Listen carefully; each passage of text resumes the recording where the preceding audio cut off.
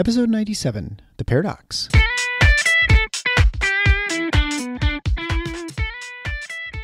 Welcome to The Paradox with your attending, Dr. Eric Larson. He is a practicing anesthesiologist and clinical assistant professor at Michigan State University College of Human Medicine. Listen in as he takes you behind the scenes of what practicing medicine in today's ever-changing world is like with another doctor. The Paradox is a fun and accidentally informative show for physicians, patients, or anyone who has ever found themselves in a waiting room.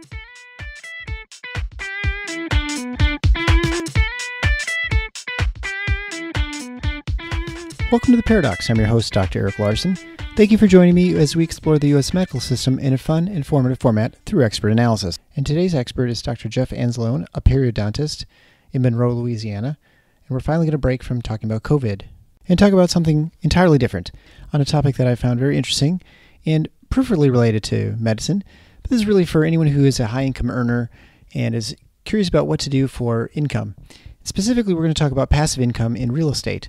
What that exactly means. What does this mean you're a landlord? Does this mean that you just find buildings to buy? Exactly what is it? And Dr. Avalone is an expert in this. He's been doing it for 4 or 5 years now, has his own website that he helps people navigate and understand the process of passive real estate income creation. Now, partway through the interview, my microphone pooped out, and you'll find that the audio changed a little bit. Not quite sure why this is happening, except that to say that my laptop is finally meeting its end, and a new one is in the box, and it just needs to be set up. So I expect that my editing and the risk of losing interviews will go down dramatically with my new laptop and increased computing speed. So I apologize for that. You may not even notice, but anyway, it's not up to the usual high quality, but it will be back the way in a couple interviews from now. As always, I'd like to thank all of you for listening, for sharing the show, especially certain episodes on COVID. I can see that it's extremely popular, and we will get back to discussing COVID when something comes out as far as new information or we are able to crystallize things a little bit better. As you know, it's ever evolving, and so it's just kind of nice to take a break temporarily, talk about some other things with medicine. We've got a great interview next week that relates back again to pharmaceutical pricing. But without further ado, Dr. Jeff Avalone and our discussion on whether or not you have to become a landlord to make passive income through real estate. Enjoy. Hey, I'm here with my new friend, Dr. Jeff Avalone. He's a full-time practicing periodontist in the great state of Louisiana and author and founder of debtfreedoctor.com.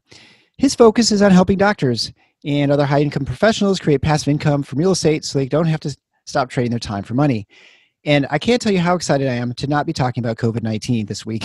So, Dr. Avalone, thank you so much for joining the show. My pleasure, sir. Happy to be here. Well, this is a great break. It's been a while since I've talked finance on the show, and so it's kind of fun to get away from all the medical stuff.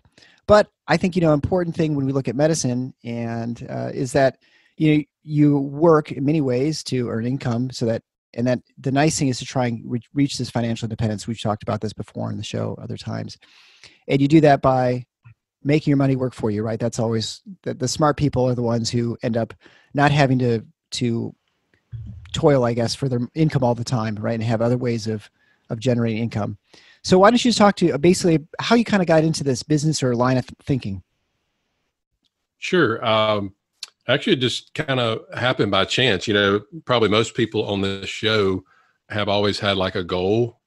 When you're in college, your goal, if you're a physician or dentist, was to get into medical school or dental school. Mm-hmm. And then you accomplish that goal. And then your goal is to maybe get into a residency program or, if you're an attorney or whatever your goals are. So I had set up a goal that I wanted to come back and practice in my hometown of Louisiana, Monroe, Louisiana. So unfortunately, about 2 weeks before I finished my training, the group I was supposed to join basically pulled the deal out from under me. Ugh. And it was a little tough because we had already purchased a home, interest only. Yeah. Had a 2-month-old, and myself, I had close to $300,000 student loan debt. Ugh. With no clue how to start a practice, run a business. They don't teach us anything like that. So needless to say, it was a little bit stressful. So I think I made it like a switch at that time, my thoughts on money, because I had all this debt accumulating, but I always thought, I'm going to have a pretty, decent income, and it's really not going to be that big of a deal to pay it off. It's not like I'm going to be making 20,000 a year. I mean, 6 figures. So Right. never really thought much about it. But when this happened, I went from, kind of just cruising on to almost like this, really feared scarcity, sort of mode. And I really took me a while to get out of that scarcity mindset. So I luckily networked with some local people here, and they took me under their wing, taught me how to run a business. I rented space from them. I actually went back to doing what I used to do in college and high school. And that was mow yards. And I'll never forget, I knocked on the door of this lady. I, did her yard for like 18 years and said, hey, you remember me? And she said, yeah, I remember you. So I just let you know if you need your yard mowed this summer, I'm your guy. She said, well, son, aren't you supposed to be a doctor by now? I said, I am, but I'm broke. The lawn doctor. Yeah. Yeah, that's right. The lawn doctor. So some days I wish I still was the lawn doctor, but anyway, so we set a goal at that time to try to be out of debt by in like, I don't know, I think I said 8 years or 10 years. And so that put me on a path, and luckily we were able to do it in 7 years. But, and we also hit some other financial goals, and it was kind of like, okay, now what? Right. And I was like, there's more, there's gotta be more to this than just, getting out of debt and having some money, So, I was skiing with my wife and my kids. I think they were in ski school in Beaver Creek, and we got off the ski lift, and like there was a ski school, and I had a kid like dart out in front of me, and I had to swerve so I didn't, kill him, and I fell. And when I fell, I kind of caught myself on my right side. I hurt my wrist and my arm, and I got up, and my wife's like, "You okay, Jeff?" So like, "Yeah, I'm fine." I'm kind of making sure my hand it's not broken, or a wrist, and right. At that point, I started thinking, you never think about getting hurt or injured. Yeah. And I said to myself, if I'm injured, what am I to, how am I going to provide for my family? And I realized that my whole focus was on my active income.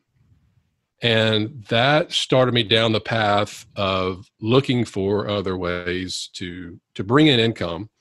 But I didn't want to get another job or take off more time away from my family. So, I have kids and I want to spend time with them.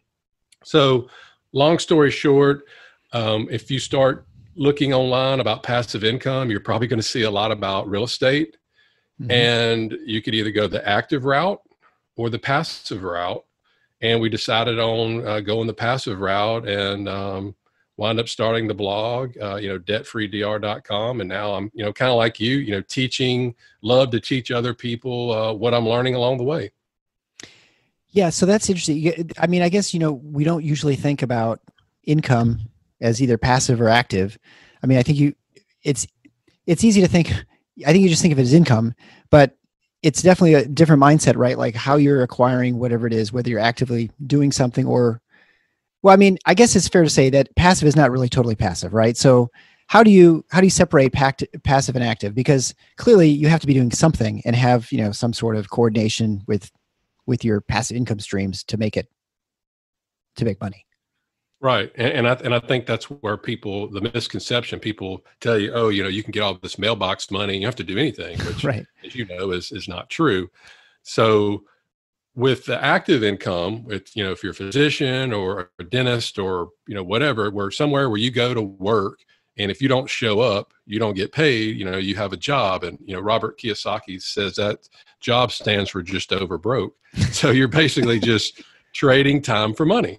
Right. Like me, if I take off a week from my practice and go skiing or whatever, I don't get paid. So that is what I term active income. Basically just trading dollars for time. Most people do this.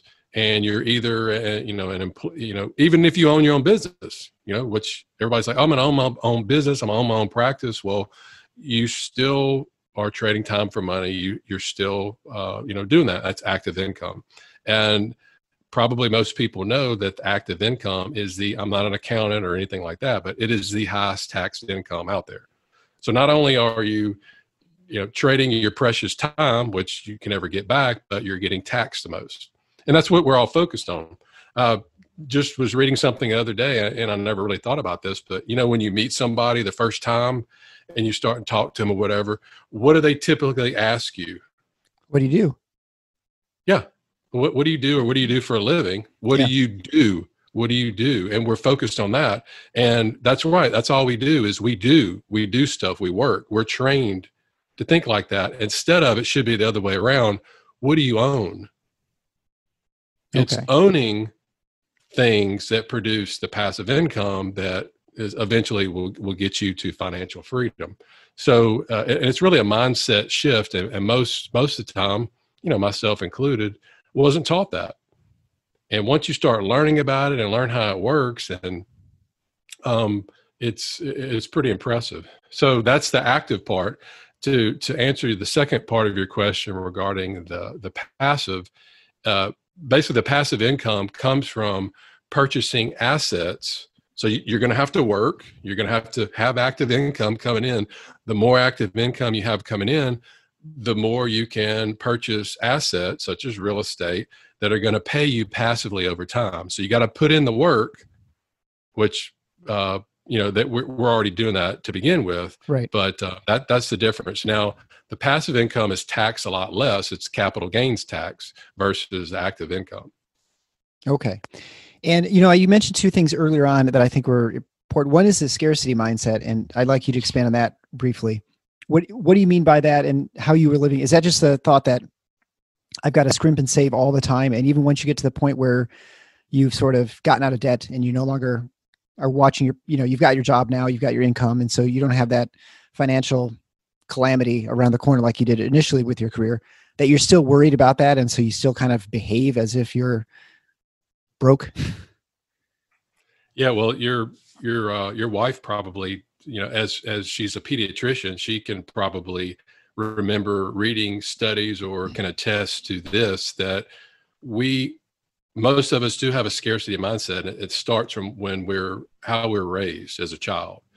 I know when I was raised, blue collar, good folks, and we never wanted for anything. We had the basics covered, but my dad worked at a hardware store, which he still does right now, that his dad started. So, blue collar, hardworking, typical, American family.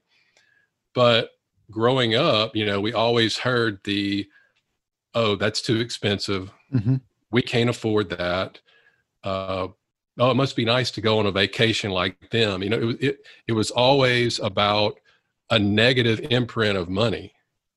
And we start having that mindset, and we're just ingrained in that obviously we don't have enough to buy this, that obviously there's only so much to go around. Mm-hmm.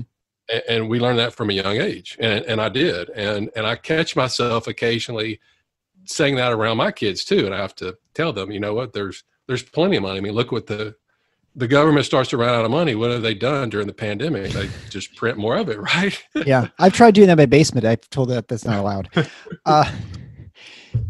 And the other thing you mentioned, which I thought was interesting too, is you were talking about the debt, that once you got out of debt, you sort of were lost, right? You sort of had, you had a goal, but you didn't think beyond that one goal. Like you assumed you would achieve it, but then you never thought what you'd do after you had achieved that goal. It wasn't like part of a ladder. It was sort of like the end, and then you're lost.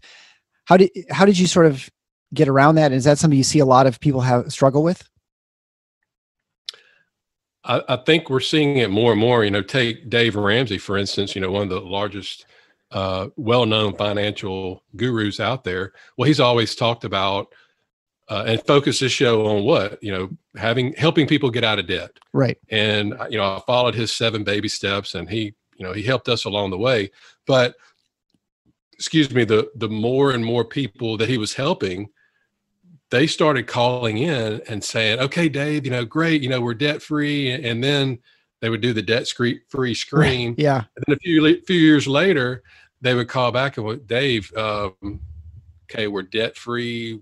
What now? What do we do? And Yeah. it's kind of like, and I remember years ago at our church, we, the pastor played a video of Tom Brady after he won. I don't know. He's won so many Super Bowls, but one of the Super Bowls he won, and he got the MVP. And literally, he just won. They go down on the field, and they're interviewing him. And Tom, is great. You just won. You just got the MVP. You have to feel great right now. And literally, and you could probably find this on YouTube.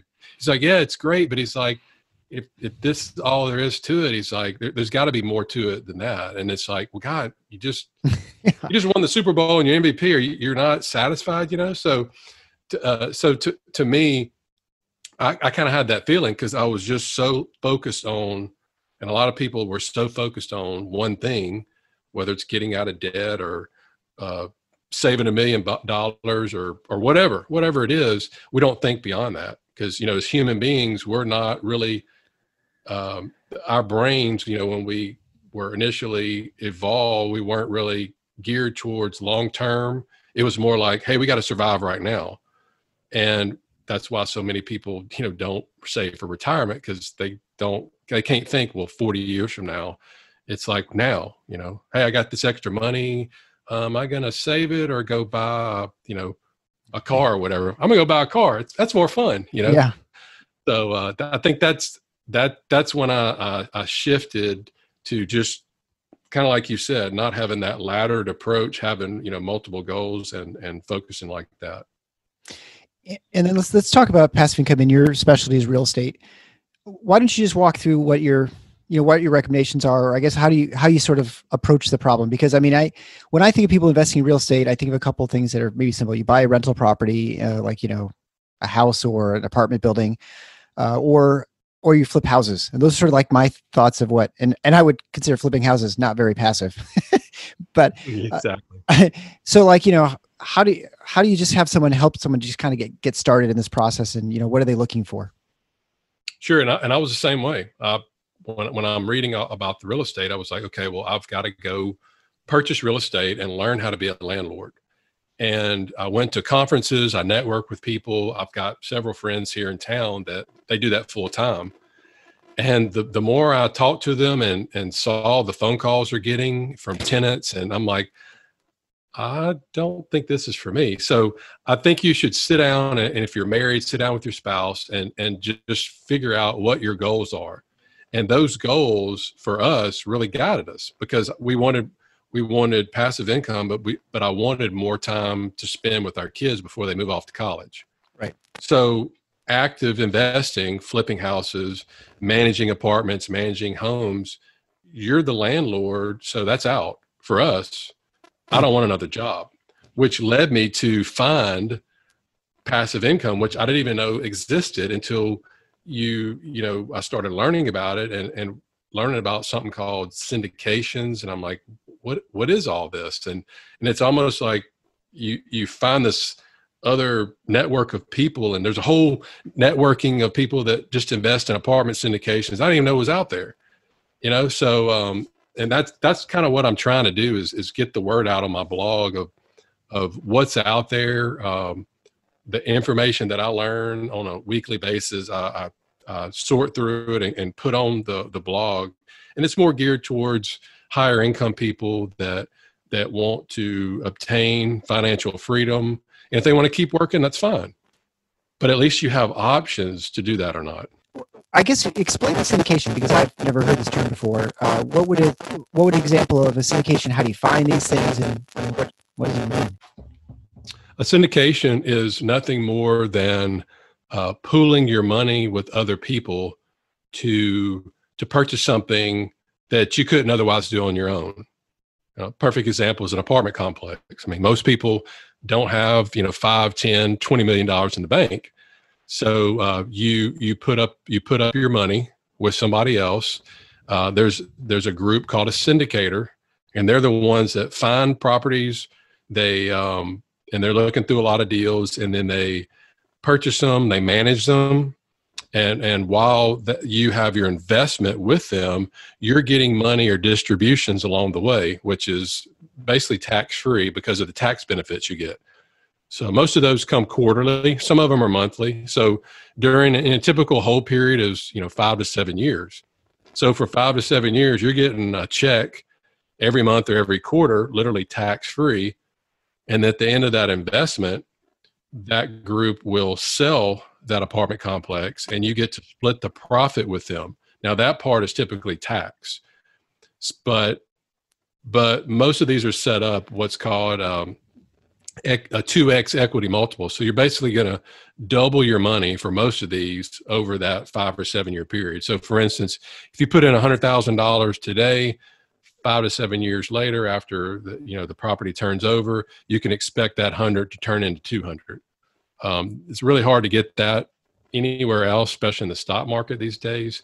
But I encourage people to really seek out. The most important thing is to seek out a group that you can trust, because that's the most important thing. It's not the returns. It's not how pretty the pictures look of the apartments or anything like that. It's who is going to be doing the due diligence, who's going to be managing it for you. So once you get that, find some that you can trust, then it makes it a lot easier to invest in the future. With the syndicates, I guess the example is that you're sort of like a venture capital group. I know that they'll purchase properties for 7 years, then they with the intention of selling them after 7 years, and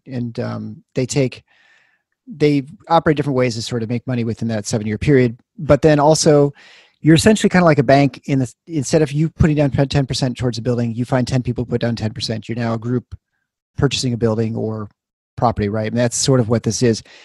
How do you find these groups? I mean, do you Google syndicate, or how do you find these? That's a good question. And I did that initially, and I lost a lot of money. Oh. I didn't know what I was doing. Actually, I started off with some small deals that I did online with some of these companies that, I don't want to mention any companies, but, if you just Google passive real estate, you'll see some of the main companies. Sure. And they think about it. They have all these people pitching them deals every month, and they just kind of pick and choose what they want, and they put them up on their website. So you don't know who you're dealing with. Right. And that's what I did for the first 7 or 8, it's called crowdfunding. So the first 7 or 8 deals I did, some of them worked out, some of them didn't. And I had one that just completely flopped, because you don't know who you're dealing with. Sure. And it takes a lot of, for me, it finally took going to events, networking with people, asking other people, hey, who do you invest with? And then, asking them, who do you invest with? And you'll eventually start hearing kind of the same, kind of like if I came to your town and was like, hey, my brakes are out. Where can I go get some, who's a good mechanic?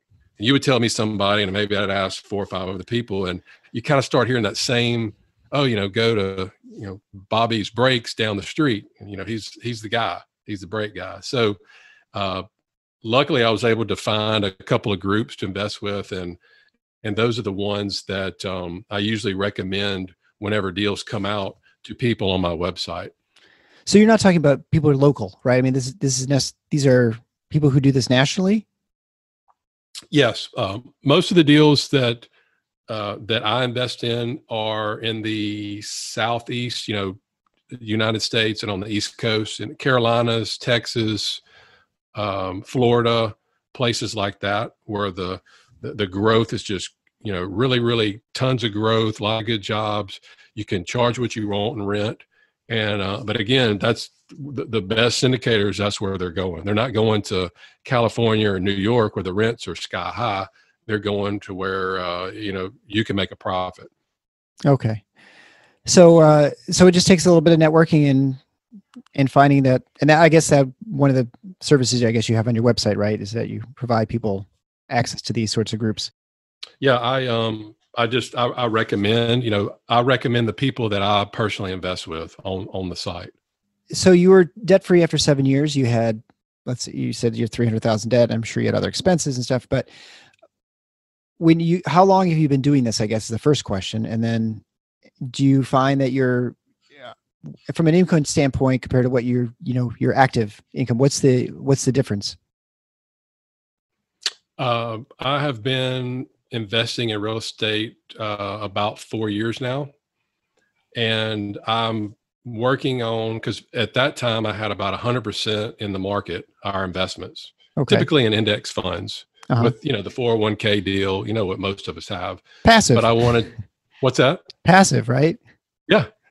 But I wanted to diversify, and I wanted to have something to where, if you wait until you can access your 401k, well, you've got to be close to, 59 and a half, 60 years old. Well, I didn't want to work that long.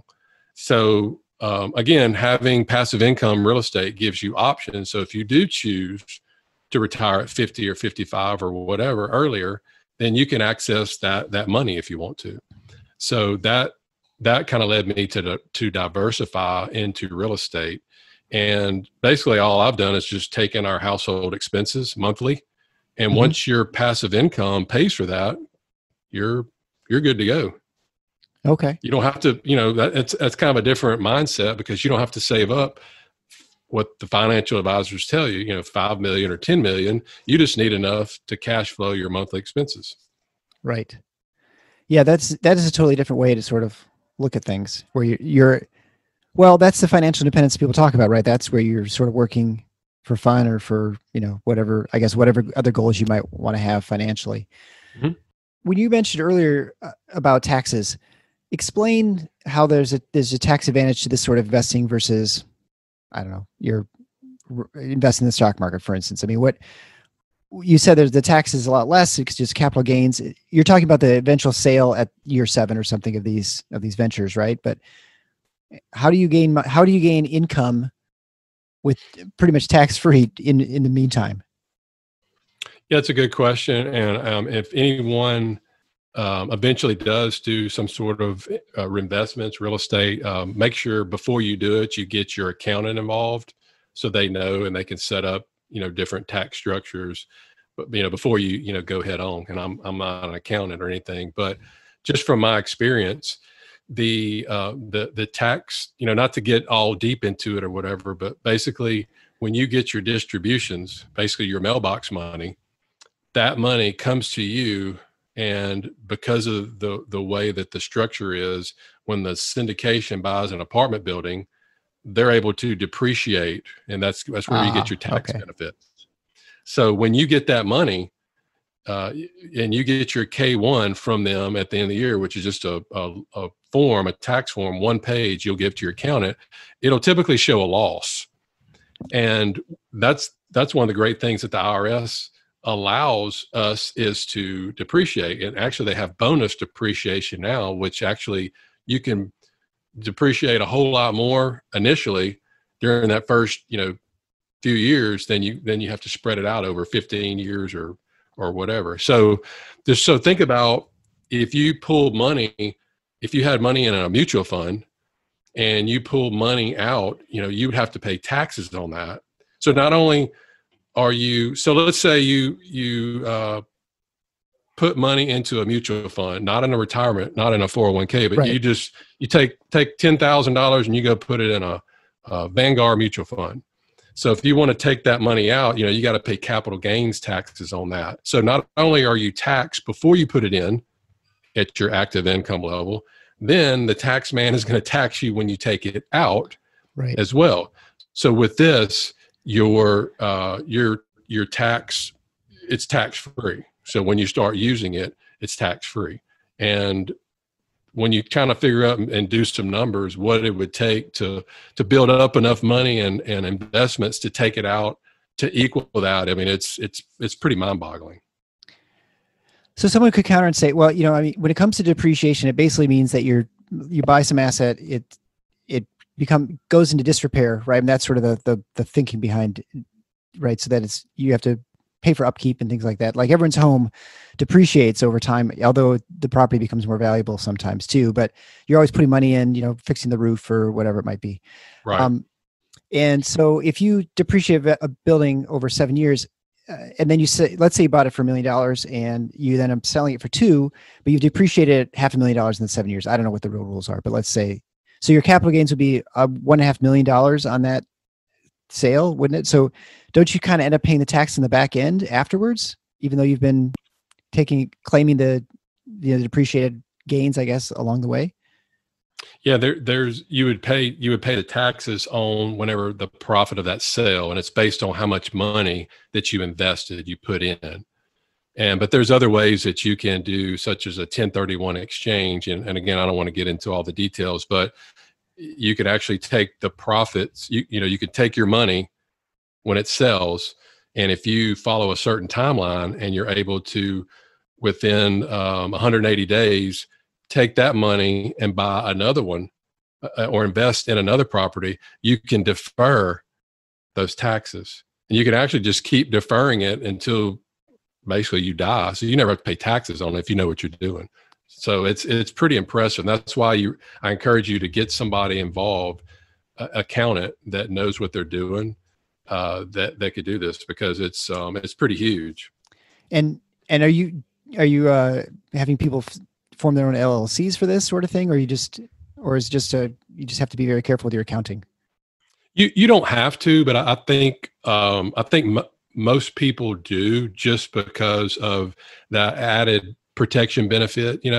So when you invest in a syndication, you're investing in an LLC that owns that building. So you have a share of that LLC already. So it doesn't really matter if you do or not, but just sometimes people like to do it. But it doesn't help you with taxes. It's more for litigation standpoint if someone were to sue you. Yeah, right. I mean, and that, for those not, LLC would be shorthand for limited liability corporation. So what is looking at your life now when it comes to making money, how do you view your job now where you're a periodontist versus how you looked at it, say, when you started, after you actually started weren't mowing lawns anymore? It's actually, once you get to the point where you've paid off your debt and you have other money coming in, it's amazing how you look at your job or your profession. And sometimes people come in and they need work done, and they're good, hardworking people, and they really want it, but they can't afford it. So it's just nice to do it for free. I don't have to worry about paying all these all these bills. I still have bills, of course. Bills never go away, but having a ton of debt to pay off, and it's just a good feeling. And that really makes me the happiest is when I am able to give back, whether it's my time or money, to people. So that allows you that option to do that if you choose. The freedom to express your generosity well, that's the whole point of financial independence, movement, is that you have the ability to do sort of whatever it might be that you're interested in, or at least the ability to walk away if you have to from your job, or whatever the situation might be. I mean, if I had, let's say, take $10,000. I mean, you can take I have a family of 4. You could go on a nice trip for $10,000, or I could go and buy a nice side by side and go hunting in or whatever. But to me, I get more joy, having and sharing an experience with my family than I do just from buying stuff. Well, that's just me, but having passive income and other streams of income coming in allow me to do that without having to worry so much about, taking off work as much as I used to. What's been the response to you setting up your website and sort of your, I guess, I don't know if I'd call it a business probably at this point, sort of, I guess is, but a hobby. What has been your response from other physicians and dentists, and what kind of interesting stories you have from people you've talked to?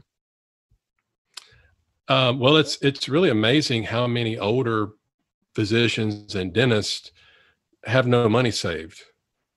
And after talking to them, I've talked to, I don't know, probably hundreds of them, either via email or on the phone. I talked to them. I think I have 5 calls this week with some, because they're, they want to know more about it and that. And I think that's what's most eye-opening is they make a ton of money, but they have not been real good with their money.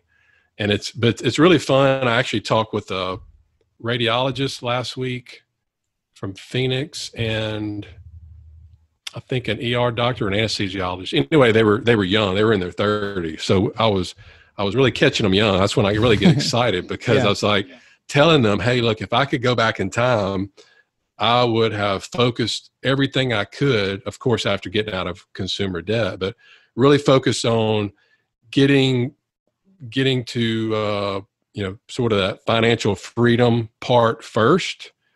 And then if you want to keep working, or you want to open up multiple offices, or you want to expand your business or do something else, you can do that later in life.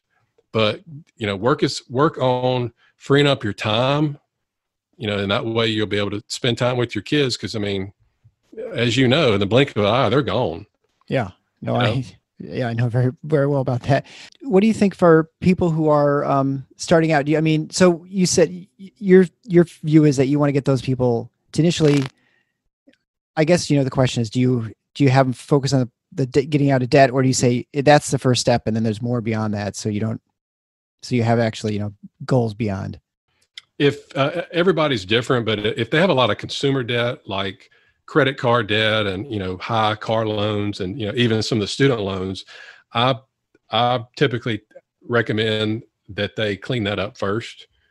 And that's just my recommendation. Some other people would say don't, but that's what I recommended. And then from there, work, and I kind of help them through looking at things, different goals, maybe a 5-year goal or 10-year goal or whatever. But because we're so focused on just investing in a 401k, most of us, or IRA or whatever. Right. And we're thinking, well, we got to work for 40 years and hopefully we'll save up enough money so when we retire, we don't run out. And that's the quote traditional retirement model that we're fed our whole life. But being from Louisiana, there's more than one way to skin a cat. So I give them that. You can do that, but you can also do something to where you focus early on at making good money. The more money you make, again, the more you can purchase assets that start making you money early on in life. And that's kind of that snowball effect. So when you get to be 40, 45, or 50, well, then you've got all these streams of income coming in, plus your day job too. Instead of waiting it the other way, waiting to the end when you're 60 or 65 going, I need to do something. Right. Well, and I would think in general, at that point in your life, if you've not been doing that, you're going to be much more hesitant and risk averse. And the likelihood of you trying different things is when you have a pool of money that you can't really increase a lot through actively working, you're probably much more hesitant about entering those sorts of ventures. What do you say to people who say, well, this sounds great, but you've been doing this for 4 or 5 years, and the housing market's been great for a number of those years, but there wasn't that long ago that the housing market was really bad. In fact, it totally collapsed, and people could look at it and say, well, the same conditions that were present back then are actually even maybe potentially even worse now, that there's more of a debt fueled bubble with real estate, both commercial and residential. What do you say to that argument to people who might be concerned about that, as that this might be a risky sort of venture? Well, just like anything in life, there's risk. And I think it was Warren Buffett that said, never invest in anything that you can't explain to a 5th grader. So, and unless you know what you're getting into, don't do it. And you just educate yourself, and you realize that I don't care what happens, debt bubble or whatever, people have to have a place to live. And they always have, and there's going to be ups and downs, just like if you put your money in the market, there's going to be ups and downs. So right. if you know what you're doing, and you surround yourself with good people that can educate you, then you should do a lot better than trying to go on it on your own. Because I tell people, focus on what you know best, whether it's a physician, dentist, attorney, accountant, engineer, whatever. You focus on that, and then surround yourself with other people that can help you with the other part.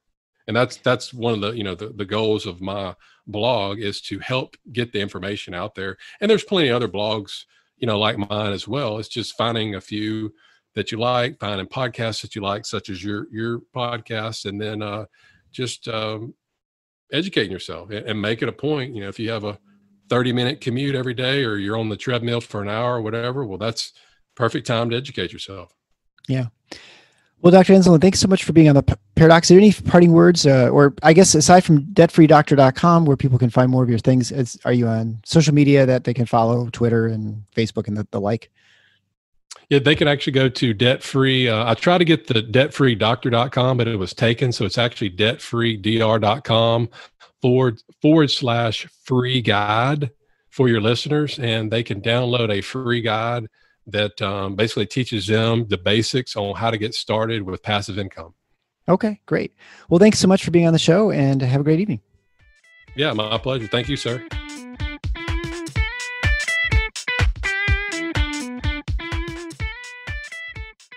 Thanks for listening to The Paradox. If you like what the doc is doing, please subscribe and leave a review on iTunes or Stitcher. And share the show with your friends. Become a supporting listener to get access to special bonuses at patreon.com/theparadox. Show notes can be found at theparadox.com.